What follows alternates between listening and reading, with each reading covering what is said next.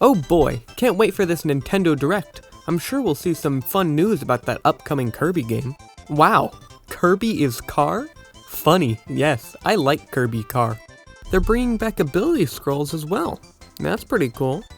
I can't wait to see what incredible villains they decide to return.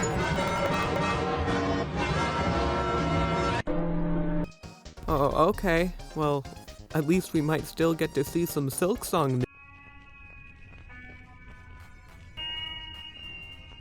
Up until this point, I was cautiously optimistic for Forgotten Land.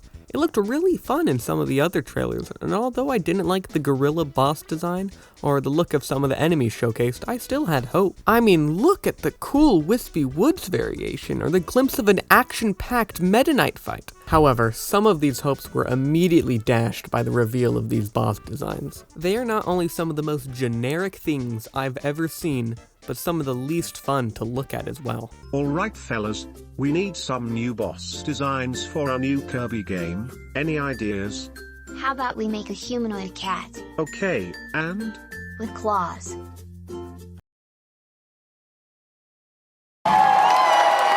This one is just a big gorilla. No twist, no funny. Just a big buff gorilla that throws stuff. How many more times must we see this? I'm sure we can all agree on his hackneyed nature. And then there's the armadillo guy. Okay, he's not that bad. He just doesn't scream Kirby. It is just like something you would find in Super Mario 3D World. And don't get me wrong, 3D World is a fine game, but it just isn't Kirby. Let's compare this beast pack to a much better bunch of baddies. That's right, we've got the Squeak Squad on our hands, a group of mammalian do-butters in the pink puffball's way. The main difference, however, is that they actually look cool. They are each very distinct from each other in personality, appearance, and abilities, but you are still able to tell they are working together.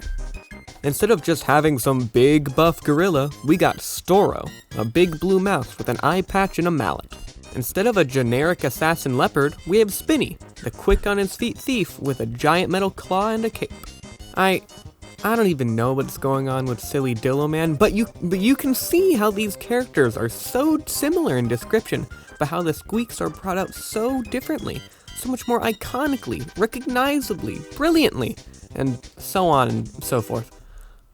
We should also take into account the henchmen of these beastly barons. They are just animals! Those are just birds! That one's just a big snake! Even the squeakers from Squeak Squad had a look about them. They are little mouse blobs, sometimes with explosives. That's amazing! And this is the main kicker. You put the squeaks in a room with a bunch of other Kirby characters, and they'll feel right at home. You put the Beast Pack in that very same room, and everyone will run away screaming. As this is Kirby's first real foray into 3D, you must expect greatness of the enemy designs. You'll get to see them in full force, all 360 degrees. And if the first big baddie I get to see is just some anthropomorphic cat, I will throw the biggest hissy fit that this world has ever seen. With it looking like DDD is possessed by something again, likely some mammal demon thing, I'm not sure how excited I can be for the plot. It kinda just seems like Robobot but worse as it currently stands, what with the world being overrun and the inhabitants abducted, but who knows. I'll just have to play it for myself when it comes out. Moral of the story? Squeak Squad is good, I hate Claworine, and I know where you work, Doug Bowser. This game better be good!